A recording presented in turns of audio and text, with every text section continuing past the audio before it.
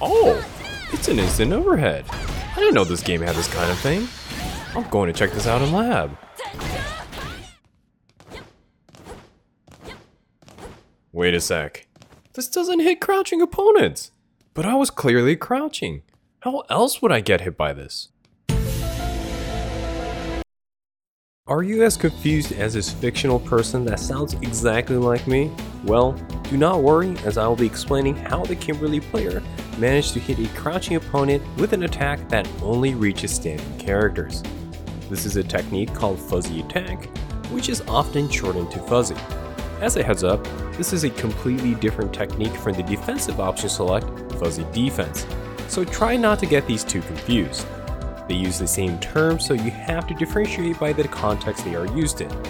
If you want more details on how the defensive one works, please check out the tutorial on this channel.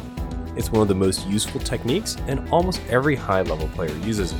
Links will be in the cards and details. Before I show how to execute fuzzy attacks, there is one property that needs to be explained. When guarding against an attack that has long block stun, the defender can change guard direction, but that input will not be reflected on the character model. For example, if I stand block the first hit of Ken's OD Shoryuken, my character model will not crouch for the first few hits, even if I change the guard direction. If I slow it down, you can see there is a significant gap between the down back input and the character model actually crouching.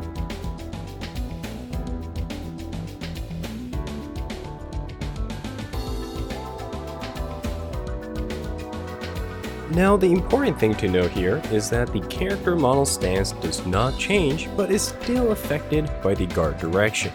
So if a character is standing but the player is crouch blocking, they are still susceptible to overheads. And that is exactly what is happening in the Kimberly mix-up in the opening example. She jumps in for Okizeme, which forces the opponent to block high. Immediately after landing, she does a rising aerial attack that only hits standing opponents. But since the opponent is stuck in the standing state due to the previous attack, this rising knee connects. And if the opponent is blocking low, they will get hit. The only way to defend this is to continue blocking high, which does put the Kimberly player at risk if done successfully. However, she can also simply go for a low after the initial jump in. The defender can do fuzzy defense to block the mix-up, but the Kimberly player can also delay the low to counter this. Overall, very difficult mix-up to deal with. This offensive technique works in other games as well. In Guilty Gear Xrd, Lycan can do a really fast aerial attack with instant air dash punch, but this only hits standing opponents. So in order to coax the opponent to stand, she can do a air tatami gaeshi to lock a standing opponent in place.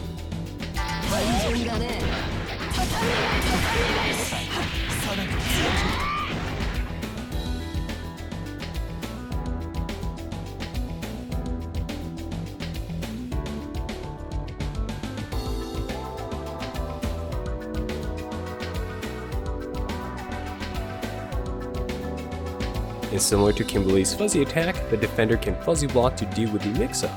But additionally, since the Tatami projectile is a mid and not an overhead, the defender can crouch block the first hit and make the air dash punch whiff.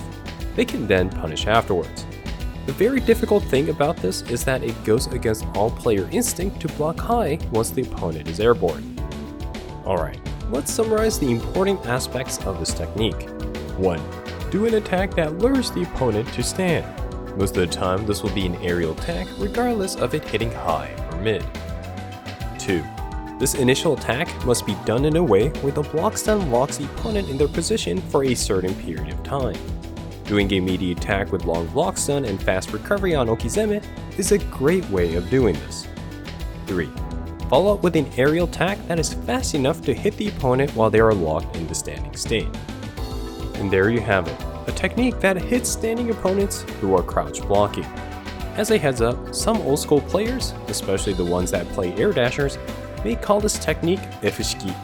This is a Japanese fighting game terminology that roughly translates to F-style. This term was coined when a well-known Guilty Gear Venom player named F spread the technique by showcasing it during matches. With that said, that'll be the end of this tutorial. If you have any questions or want to share other examples, let me know in the comments. And if you found this helpful, please share it with your community and consider becoming a patron. You get cool perks like early access to videos. Alright, until next time, have fun with fighting games.